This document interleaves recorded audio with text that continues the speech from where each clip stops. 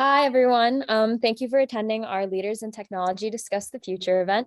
My name is Katie, and I'm a junior majoring in computer science, and I'm also the president of Women in Computer Science Oregon campus.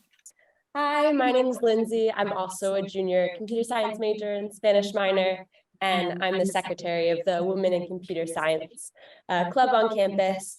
We're going to be your hosts for today's discussion. So the Women in Computer Science Student Organization, in collaboration with the Center for Careers and Internships, is here today to bring you a discussion among leaders in technology. So during this panel, we're going to be discussing the latest state of the tech industry, dynamic trends leading to the future, and the implications for career opportunities, on our panelists' perspectives on achieving successful career paths in the industry. Towards the end of the discussion, we'll welcome everyone to ask questions to the panelists. So save those questions till the end. Yeah. Our first panelist here today is Jennifer Bailey. Jennifer Bailey is the Vice President of Internet Services at Apple. She leads global teams across Apple's payment and commerce services, including Apple Pay, Apple Wallet, Apple Card, Apple Cash, and Apple gift cards. Jennifer oversaw the launch of Apple Pay in 2014, led the launch and expansion of Apple Wallet, and oversaw the introduction of Apple Card in 2019. She was also named one of Fast Company's most creative people in business in 2018. Prior to her current role with Apple, Jennifer spent 11 years leading the company's global online stores. She received her MBA from MIT Sloan's School of Management and Bachelor of Arts in Mathematics from Middlebury College. Our next panelist is Susie Ryder. In 2006, Susie Ryder joined YouTube as Chief Marketing Officer, and today is the Managing Director of B2G Marketing and Partnerships. When YouTube was acquired by Google, she guided the organization into Google and then ran the team that built the first billion in video advertising revenue. Over the past 15 years at Google, she ran a performance sales team and worked in commercialization, global video strategy, and product strategy roles. In the winter of 2017, Susie transitioned to Waze and held P&L responsibility for the global business organization. She serves on the board of Goldilocks, a content company focused on STEM for girls, and is an advisor for Reddit and Frameplay. In 2019, she earned her executive leadership coaching certification through the Hudson Institute. She also moonlights as a coach to senior executives at several Bay Area companies and is currently a trustee of Middlebury College. Our final panelist is Lon Yi. As the corporate vice president of Microsoft Teams Calling, Meeting, and Devices Group, Lon leads a team of passionate program managers and engineers who are obsessed with making calling and meeting simpler, more inclusive, and more effective. Lon joined Microsoft out of college and worked on a wide range of consumer and enterprise products, including Windows Media, digital rights management, Zune, Windows Phone, mobile gaming, Skype, Lync, and incubation products. In recent years, she's led the convergence and transformation of Microsoft's unified communication strategy from Skype for Business to Microsoft Teams. Lon has found it to be thrilling to work on a wide range of consumer and enterprise products across Microsoft for the past 20 years.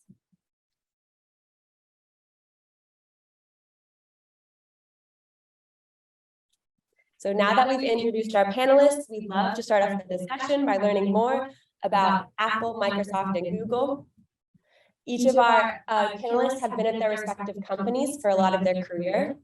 So we'd like to ask you what makes each company different or unique. How have they changed over the years? So anyone can start with this one. I don't know if I can speak on a comparative basis, obviously, to the other companies, but I would say, Apple, I've been here over 22 years. It's really focused on creating the best products that we can on a pretty focused basis. And we always like to say, we're not here to create the most, we're here to create the best. And so that really hasn't changed in my tenure at Apple. We still strive to create great customer experience, and that's what really drives everyone at the company. I can tee up next. Google has a mission statement that really hasn't changed in the time that I've been here, which has been about 16 years. We organize the world's information and make it universally accessible and useful. And I think that's one of the things that is unique and special about Google is that's really what we strive to do, is take all of the knowledge and information that's out there in the world and organize it in a way that people can can access it. So that's one of the things that's unique about Google. Yeah, so I'll tell you a little bit of personal story, and this is a true story. When I was got in touch with the Microsoft recruiter while I was graduating from middle grade senior year, they do the phone screening, as many of you probably know, and they ask, one of the questions people typically ask you and say, why do you want to come to Microsoft? And I did my research, and my answer was, well, I really like Microsoft because I think it's a company that keeps reinventing itself. And I did say that word, reinventing. And the next thing I know is now I'm in Microsoft for 24 years now. And I look back, I was like, well, I didn't know what I was talking about back then, but this is the reason why I ended up in Microsoft for 24 years and not leaving. There's just so much fun. I call it the Disneyland for technology. I worked on, a lot of different products across consumer enterprise, and Microsoft is a very, very different company from when I joined 24 years ago to where we are now today. It went through phases of failures and but always find its way to come back. And, we are one of the few company in the last, if you look at last 20 decade, and we're still, at the top, and not that many company in the industry can do that.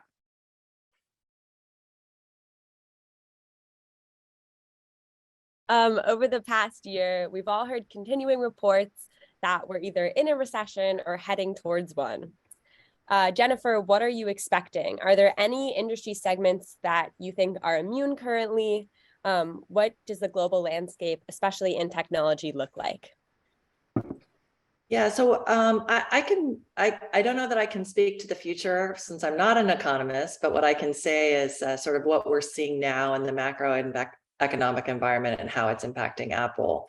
I think generally, as you know, the last couple of years have been extremely competitive from an employment perspective, from a hiring perspective, a lot of acceleration in salaries, which for individuals is good, but again, for the economy may not be as great.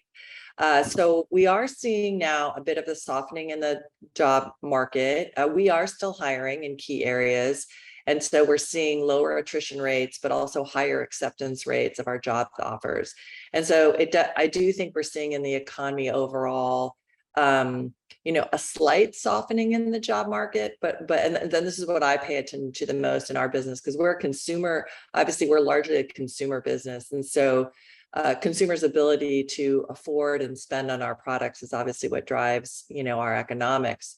But I would say, the job market is still very good. I just saw the jobs report out this morning. They're up. Unemployment rate is again down to 3.5%, which is exceedingly low. And so I do expect the Fed, as you probably read, will continue to try to, raise rates to soften the market more. But hopefully we'll be able to do so in a soft landing way. But the job market continues to be very strong, I think, even though you might be seeing a lot of reports of companies having hiring freezes on. There's still a lot of jobs out there and good ones to be had. So, yeah, Susie and Lon, do you have anything to add? I think we read in the press, and Google employees also read in the press things that our CEO says. And there was an interview with CNBC a couple of weeks ago where he talked about finding 20% efficiency in the company. And some people misinterpret that word efficiency. What he actually means is at large companies like Google, and I imagine in some ways Apple and Microsoft, that have grown so quickly. So when I first joined the company, we were 3,500 people. We're 170,000 people now. But efficiency, there are lots of people in these large organizations who are working on similar projects, where we have duplicative work streams. And in some cases, the business units may not even know that another business unit is focused and working on something. And so those are the kind of efficiencies as we are. Inflation is so high, there is, worrisome global economic indicators. That's what a company like Google looks to do, is let's use this as a time, we say never waste a good crisis. Let's use this as a time to really examine and look at what we're doing across the company and see if there are duplicative projects that we can then converge. Maybe we have 15 ways that we track and launch products, and maybe we could find some systems that are doing the same things and get those things down to just 3 or 4 ways. So I think that's one of the ways that we think about efficiency. I think you read in the press or you hear about hiring freezes, or what the large companies, we all read about Microsoft and T&E, travel and expense, and the rest of it. It's important to understand that these companies, I'll speak on Google's behalf, we've had such a run, you know, through the pandemic, because we are digital and we are all about online. We were one of the companies that really did extraordinarily well during the 2020 and 2021. So pulling in a little bit doesn't mean that the bottom is falling out. It just means that we're being more prudent and more thoughtful about, frankly, the decadence that is resident within the company. Yeah, I think we're seeing very similar things. You know, I obviously work a lot in enterprise space, and the trend we're definitely seeing, you know, both inside Microsoft and within outside of Microsoft, is people become more cautious about how they want to invest and spend, you know, enterprise IT. You know, in the pandemic, it's anything you go, you know, people go out there, buy software off the shelf, figure out how to keep their business going. Now you see a lot of the enterprise customers start seeing, how can I do more with less in this kind of environment, because we wanted to be more cautious and drive more efficiency. So to the question about what industry are more immune, I honestly, maybe I'm biased, but I think technology industry is gonna have a lot of upside even in this kind of environment, because, you know, a part of driving efficiency is to figure out how to transform your what today you know, tedious tasks to be digital and automated. You know, I think that trend of what we call, you know, in industry jargon, we call it digital transformation, is only going to accelerate. You know, maybe people will be more cautious about picking the more mature players, so that it's, you know, they can get the value for their money. But the digital transformation is, you know, just only going to accelerate in this kind of environment.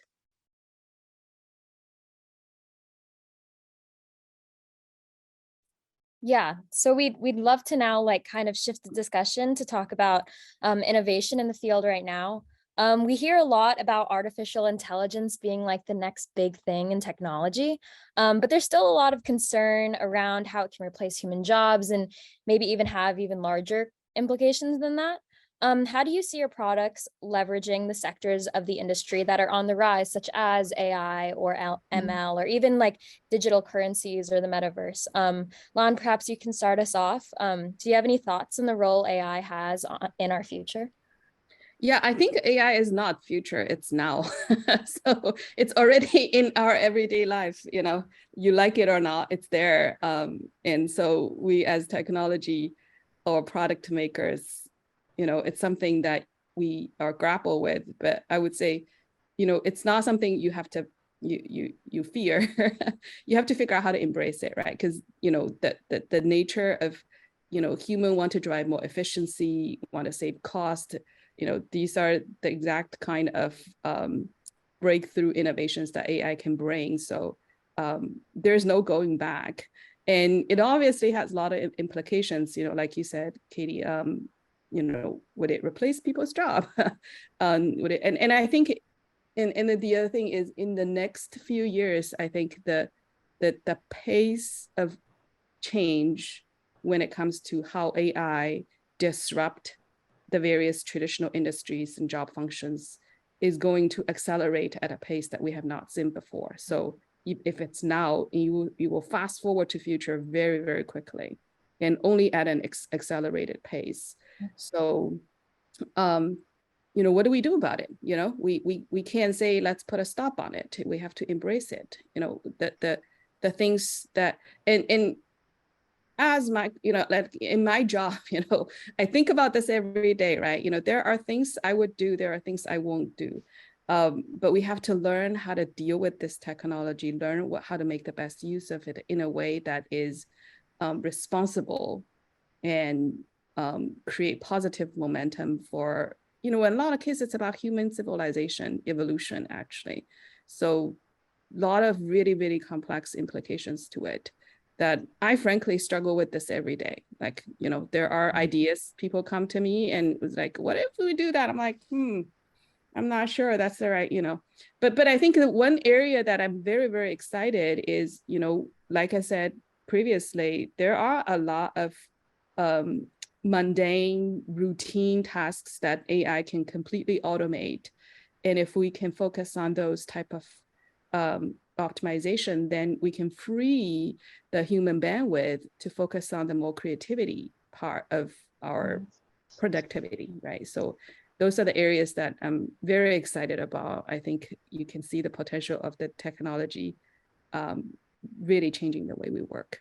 Very I excited. have a good example tagging on to that in the last year, I think some people know what Google Translate is. So you can speak into your phone in your native language or in one language, and then it will speak in another language. And last year, through machine learning models, artificial intelligence, Google was able to add 24 languages very quickly to Google Translate, and the models continue to learn and is rapidly figuring out how to add more languages to Google Translate without the model ever having learned the original language. So these are some of the really exciting things that artificial intelligence and machine learning is able to do. Similarly with Google Maps, which is one of our big products, we're able to map buildings like in Africa, which we have a term here, next billion users. So Africa is one of our focus areas.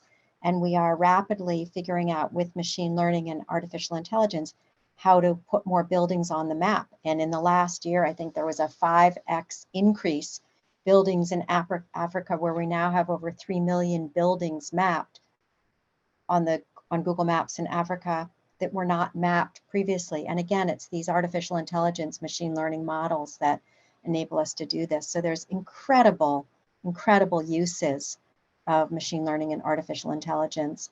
And as Lane said, to reduce some of the mundane tasks, we can now in restaurants on Google Maps, through drones that fly through some of the restaurants, we can now show 3D visual what it looks like actually inside a restaurant. Whereas previously, I think in big cities, many of us have seen, you see the Google cars going around with the cameras on the tops that are mapping, but there's now other speedier ways and more intelligent ways to do that with artificial intelligence and machine learning, versus having individuals have to go into every aisle of every Best Buy, every Walmart, every Target, every restaurant, there's much more innovative ways to do work that is sometimes quite mundane and not interesting. So those are some kind of exciting examples of how artificial intelligence and machine learning are changing the world in really interesting ways. I would just say to me, it's a funny question because when I graduated, I was at MIT for my business degree and the AI lab was there then. So this technology has been around for a long time. And my first job out of business schools was at an artificial intelligence company. So I think obviously the technology is not new. The technology has evolved a tremendous amount, as almost all technologies in our industry have. And I think Lon brought up a really good issue, which I think the thing to focus on as we go forward is the ethics of using AI and machine learning. When do you deploy them? When do you not? As an example, today in the financial services industry, when you're evaluating credit of consumers, it's really not used in AI and ML is not used because there's a lot of concern about negative bias in the models. And so I think that's a really interesting area. And as you guys look at, as you go forward in the technologies that you're interested in, it's a really interesting area to stay focused on and to think about the ethics of using.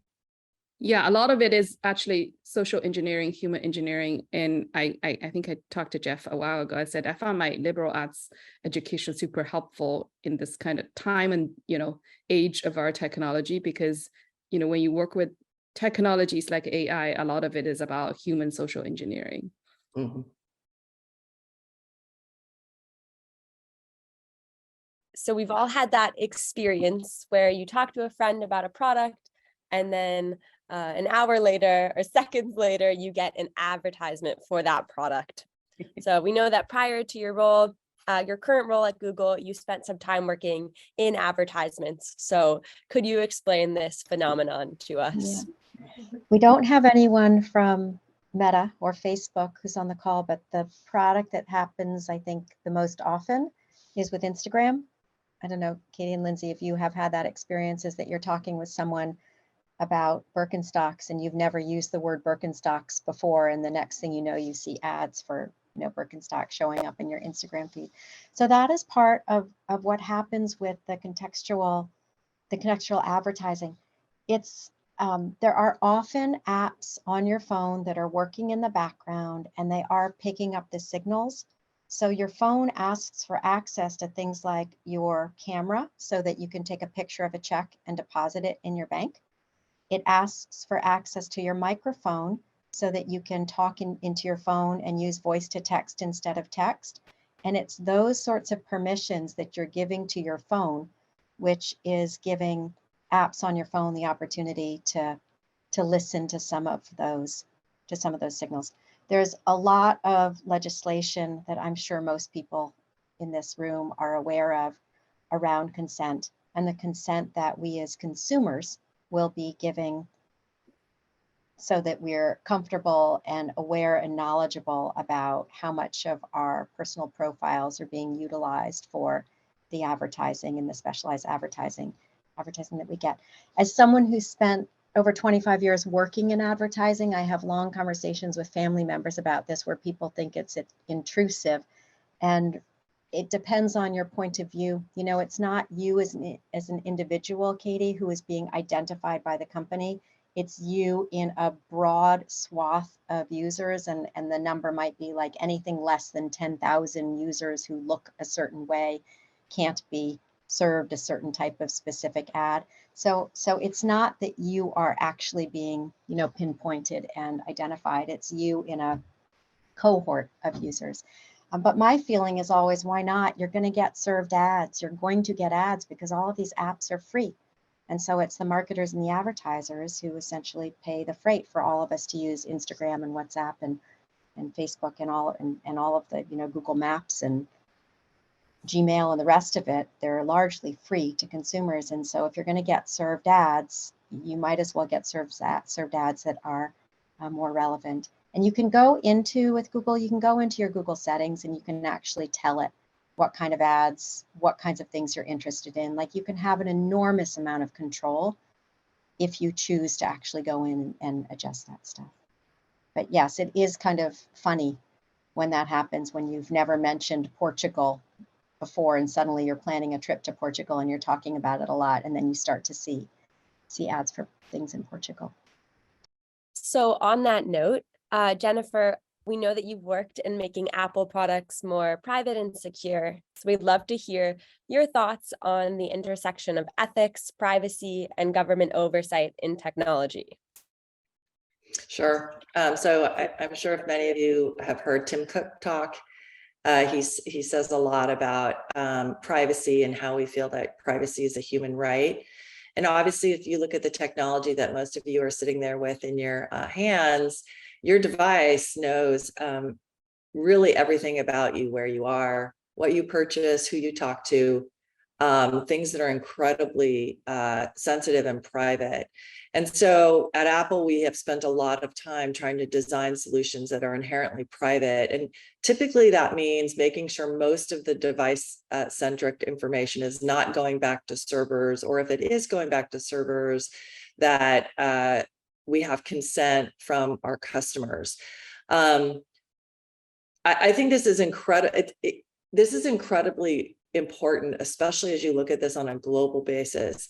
In the US, I think most of us feel that we have a lot of sort of, I'd like to say, optionality around privacy.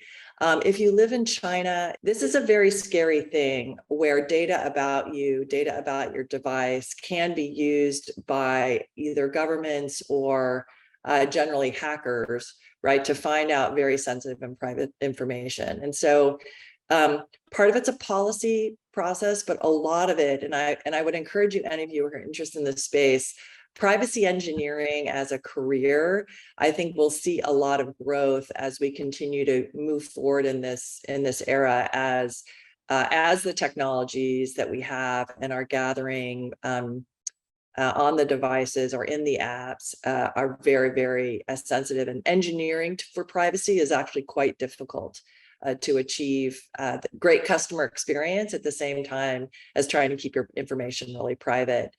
I think that you asked about government regulations. I think most governments are very far behind, I think, in understanding the regulatory environment they need to be in to protect the consumer's privacy. And they need to do that in hand with technology. And some governments do, but there are some governments in some places, right, that are anti-privacy and want to know everything about you and be able to track whatever you do. And so at Apple, we try to make sure that that is really within the user's control and not the government's control. Yeah, I would just add that, similar, we believe in privacy as a fundamental human rights. Microsoft product was built on the promise of privacy, security, and everything. In enterprise world, there's just one extra layer, which is, not just the user's privacy, but also the data that user produce actually belongs to the company and not Microsoft. So, we have layers of, first is honor user privacy. Second is the data, residency when it comes to companies. And then, of course, the complexity of regulation that is wildly different depending on the region, different region of the world. I would just say another thing is, you have these technologies, AI technologies that, a lot of time inherently at odds with privacy, right? You give up more data to train the model, and at the expense of convenience. So it's a lot of these inherent tension how we think about building technology, and I think the explosion of AI would only make this type of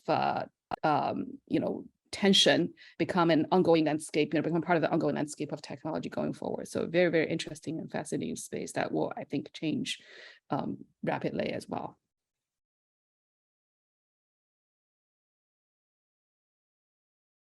Yeah, so with these topics in mind, like we talked about ethics, privacy, AI, if you were a student today, what kind of things would you do to prepare for, these possible futures? How do you see like non-technical roles being engaged?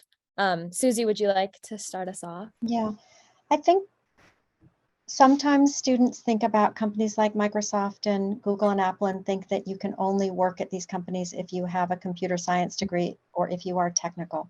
And that is absolutely not true. So I was an English literature major. My first job out of college was at an advertising agency.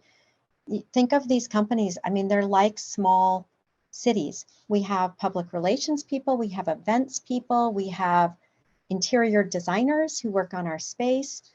We have every kind of role that you could possibly think of at this company. And well, at least at Google, the backbone of the company is, of course, an engineering culture and an engineering organization. There's every kind of role that exists. And I've done jobs at Google that are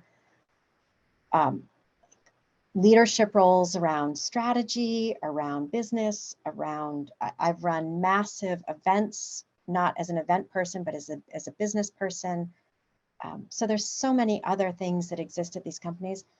I think that as a liberal arts grad coming out of a school like Middlebury, one of the most important things to think about and focus on is actually communication skills.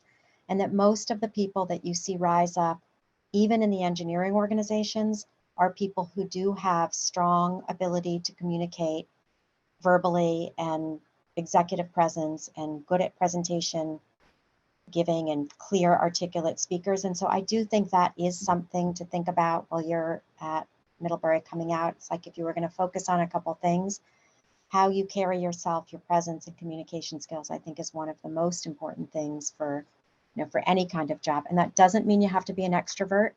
It doesn't mean you have to be comfortable up in front of 500 people. There are lots of ways to get at this, but it's one of the things to keep in mind. And then just the other behavior traits, staying curious, all of those other things. It's more about the behaviors and the traits, I think it is, than the exact skills when you're first coming out of school. I would agree with that. I think obviously you start out in a very deep functional role, typically when you come out with an engineering degree. If you choose to go the management route, you know, typically you're not doing engineering anymore, really, right? You're interacting, you're hiring, you're leading, you're managing, and those take different skills. And I think they all, you know, are stronger through a liberal arts degree. But I would, in the engineering areas, I would encourage, you know, you look a couple of areas that, again, we see at Apple as growing and significant. Environmental engineering is one, whether that's about packaging or material science, or even data analytics, you know, associated with environmental impact. We have a lot of, you know, we look at, you know, we have a goal around carbon neutrality for 2030, and that actually takes all sorts of skill sets as well as engineering skills, not just materials, but as I mentioned, some of these other areas. And as I mentioned, I think privacy engineering is more of a niche, but one that is really important if you look 10 years into the future. So I'd say areas like that are really critical, and but fully agree with Susie that the liberal arts education also helps you a lot more, I would say, in leadership, in ethics, and in communications. Yeah, absolutely. Similarly, you know, I was an art major in computer science at at Middlebury, and I actually found the skills that I learned that's most durable is, you know, as an art major, I go to do a lot of seminars, and we, you know, go and do a lot of critique on each other's work. And you have to stand in a room and thinking about how to understand, what is this person trying to express themselves? You know, where is he coming from? She coming from? And then articulate, formulate and articulate your thoughts on the spot. So all of those years of experience spending time I spent in my seminar today is extremely useful at work. You know, I review the team's work all the time, and you have to think about how to be constructive and understand, you know, what they're each other's perspective, and, you know, hopefully we can make a great plan together. So the liberal arts education is awesome. I actually always, you know, I'm a proponent of, we need more liberal arts education, you know, graduates in the technology industry, because, you know, this is the time and age that we really need that. And, you know, in a big company, actually 2021 is the year that for the first time, I think there are more engineering job that created or got hired outside of technology industry.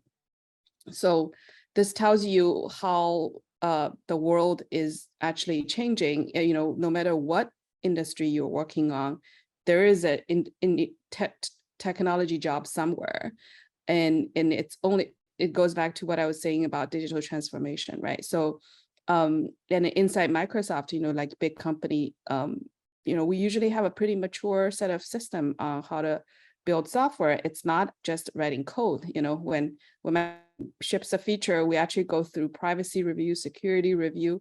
We have a responsible AI committee in Microsoft. That's the center of excellence, helping the product team guide them how to build products that AI features that, you know, honors the key tenets of our company's core value. So there are a lot of need for people, both from a technology perspective and non-technology perspective, being able to co-create and take, you know, the technology to where it can be and shape the future of it.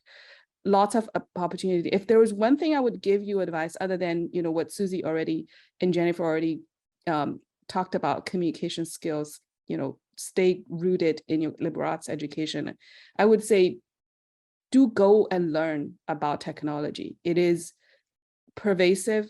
It's going to be everywhere, no matter what industry you work. Try to stay, you know, keep up with them. And you don't need to learn how the code work, how the architecture work, but do understand them, embrace them. And because no matter what you do, you're going to run into it. You're going to need it.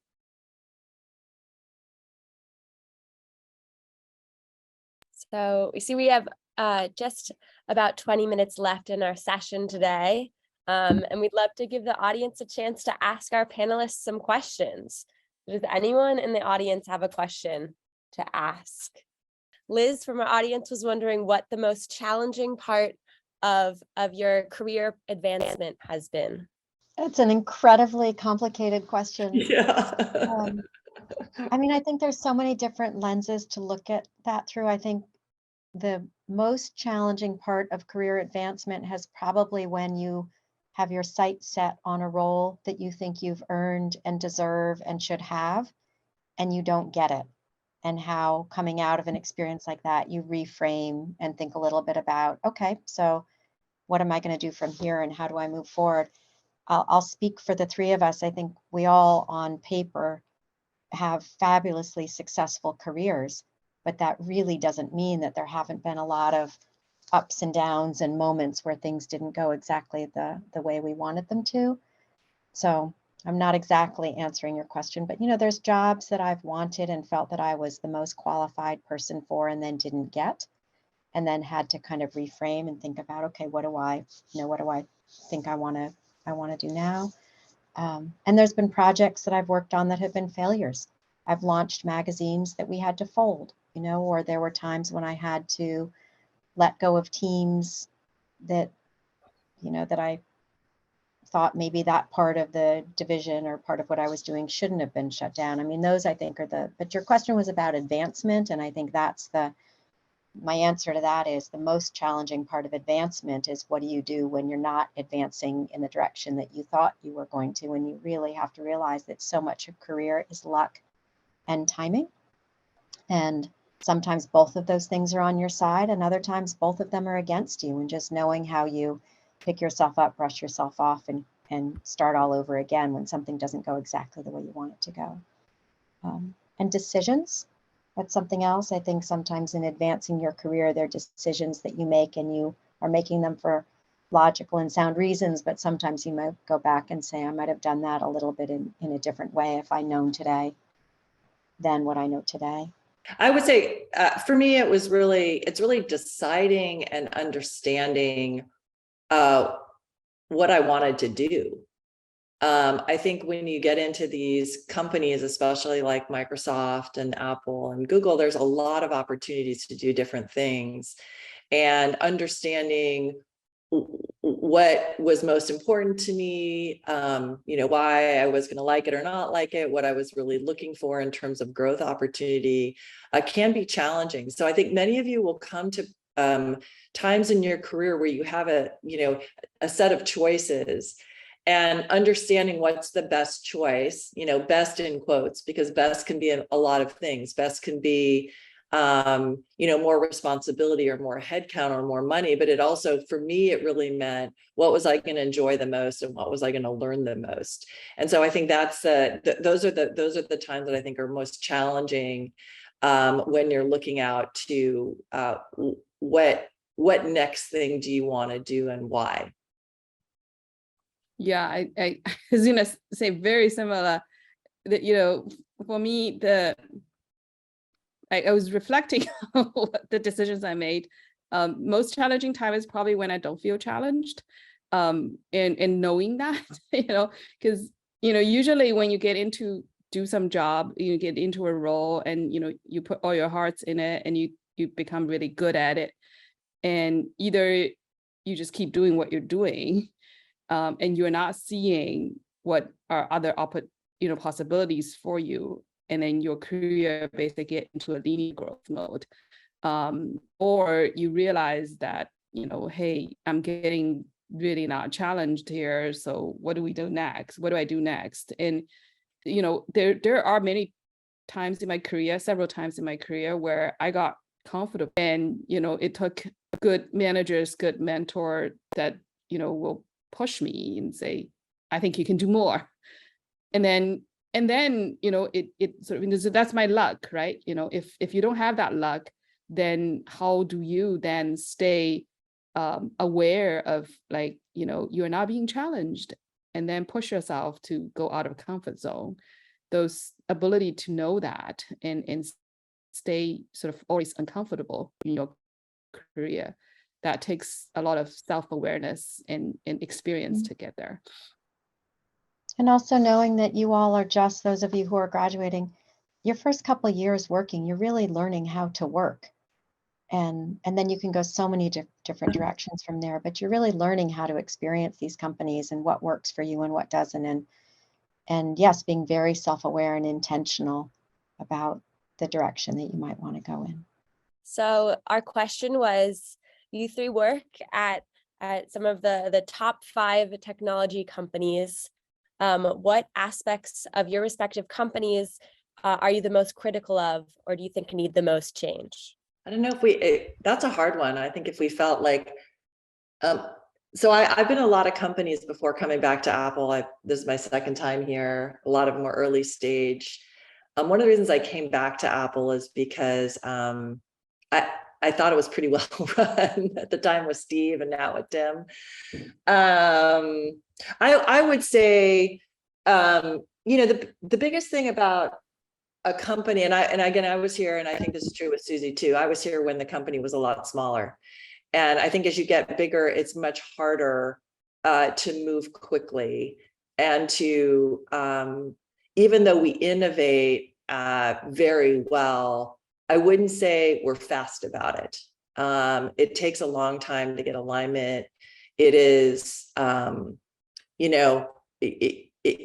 it's moving a large machine. And so I think I wish, and when I worked on the online store, we could move a lot faster, and it had a lot to do with sort of not being tied to the operating system and stuff like that. But I think that's one of the bigger challenges, I think, in the larger companies, which you don't have when you go to startups. You have other issues when you go to startups, maybe management that may not be as ethical or experienced, or in industries that are more risky. But I would say at Apple and the larger companies, it's a little hard to move these companies quickly.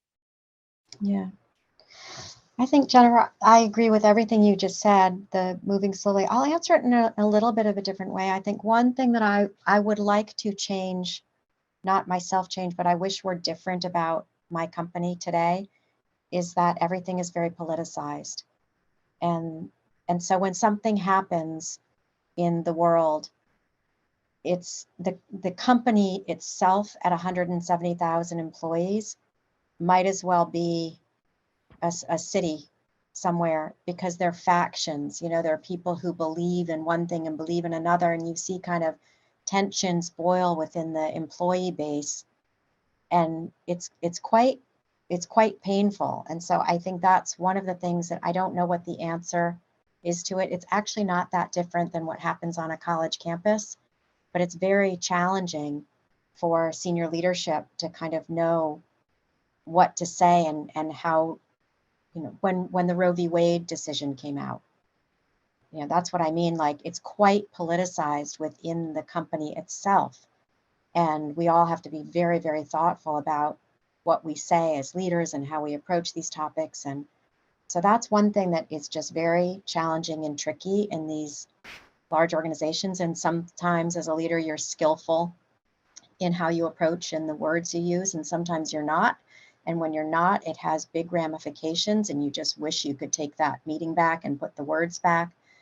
But that's one thing that I wish would change about. And I don't know if that means change in which direction, but it's one thing that is now very challenging in these big companies. One thing I wouldn't change about my company is I think there is still a really exciting sense of an entrepreneurial spirit. And we do know evil, is something that was really in Google's core DNA. And that is something I still find incredibly just exciting. The energy and the good intentions that thousands and thousands of people bring to work every day. I wouldn't change that. And many of you use Google Docs. I think of Google Docs as a good metaphor for how we work at Google. We start a doc, we open it up, we make it transparent, we plus lots of people in, that so much of our work is collaborative. And that is a real gift, and something I think that you are also learning to do at Middlebury is work in groups, and that it's okay if your thinking is only at its best when it's stimulated by other thinking. That's actually something that is celebrated and okay here. And I wouldn't change any of that. It's really people working together to try and do better things. If 5 of us can come up with a better solution or approach than me on my own in isolation with a PowerPoint deck that says, you know, my name on it and it's my work, that's really not how we work here. And I wouldn't change that. Yeah, for Microsoft, I think for me, we have a unique problem that is, you know, probably Microsoft unique. I love the company culture. There's nothing I would change. I love how, you know, any big organization, it comes with complexity of, you know, matrixed organization, complexity of collaboration. So, you know, you kind of embrace it. You figure out how to, you know, work with it to the best advantage. When you figure out how to do it, you get a lot more done. We always say that the sum is greater than the equal if you can figure out how to do that. But the one thing that is quite unique with Microsoft is I wish that our engineers are much closer to the customer. And you know, I wish, you know, we talk about customer empathy and all that. I wish we have a much more truly customer driven culture. And a lot of it is just, you know, because of the business model. You know, we're in a subscription business with, you know, you all buy Microsoft products, you pay, I don't know, $10, $20 a month to get a suite of products. So, you know, individual decision makings, you know, at feature team level likely is not going to impact our company's bottom line. You know, if you screw up a feature, it doesn't show up immediately. you already paid the $10 to use all of these products. So that kind of business model tend to, I think, drive, you know, the distance away from the people who are making day-to-day decision to the customer who are using those features, because they're just not feeling as accountable. You know, in that sense, like Amazon is a great example. And every decision you make, you ended up, you know, impacting the margin of your ARPU. You know, that's a, you know, they have a very, very customer-driven culture. I think Microsoft could do a lot better there. So, you know, we're trying to, even though the business incentive may not be as strong, but there is system and process that we can put in place to reinforce those kind of culture, which is something that I'm working on as well. So our question was about, so our panel is called Leaders in Technology, and you 3 are very clearly leaders. So what are, and a big part of being a leader is knowing areas of growth and development. So what are areas that you 3 see that you can grow and develop as leaders? Yeah. Well, I think this one is, we are all always developing and growing, always. I think as you continue to get more senior, sometimes you need to make sure that you're in touch. The same thing that Lon just said, having engineers closer to consumers, that sometimes it's important to stay close to other generations within your company. So that's something that I think about all the time, not just interacting with people who are very senior executives, but make sure that I also know what's going on at the other levels with the newer employees that come into the company.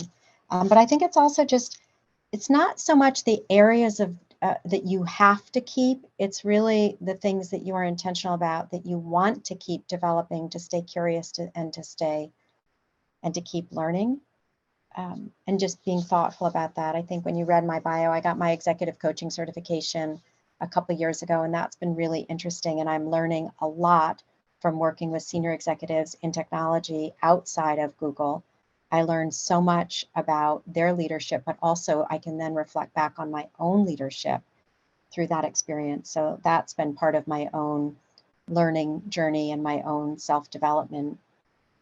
You know, but everybody likes to do different things. You know, some people, for me, that's interesting. For somebody else, it might be actually learning a new computer language, or it might be a total career shift. As a leader of a large organization, every new time frame, every change creates new challenges, and where we have to change our development and work on our development. One in particular now is how to lead in either a remote or hybrid work environment. It's very different now than it was just 3 years ago, and I've been in this business for a long time.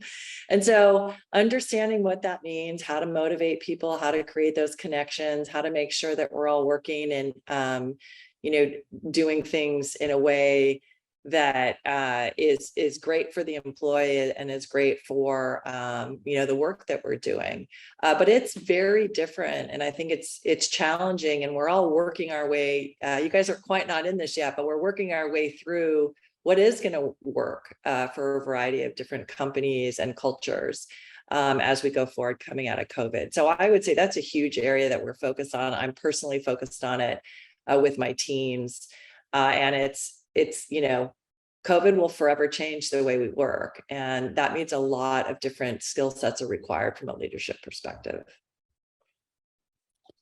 Same here. I think that intellectual curiosity, super, super important. In Microsoft, we actually have every half a year, we have this thing called Connects, where, the managers, have a sort of formal structured discussion with the employee about their career. And the part of it, me as well, I need to put my development plan, write down my development plan. So every once in a while, we do reflections on where I am in my career and where I want to be. So I would say I don't have a fixed development plan, but I do change, there's technologies I want to get myself into, I was metaverse, AI, audio, vision, AI, speech, AI, those are the technology area that I have to pick up because, our product is moving that direction. And then I think at personal level, I always think about how to continue to scale, scale the org, scale your own capability. And, I'm the kind of person like to think about my bandwidth is infinite. You can throw any problem at me. I'm going to be able to handle it.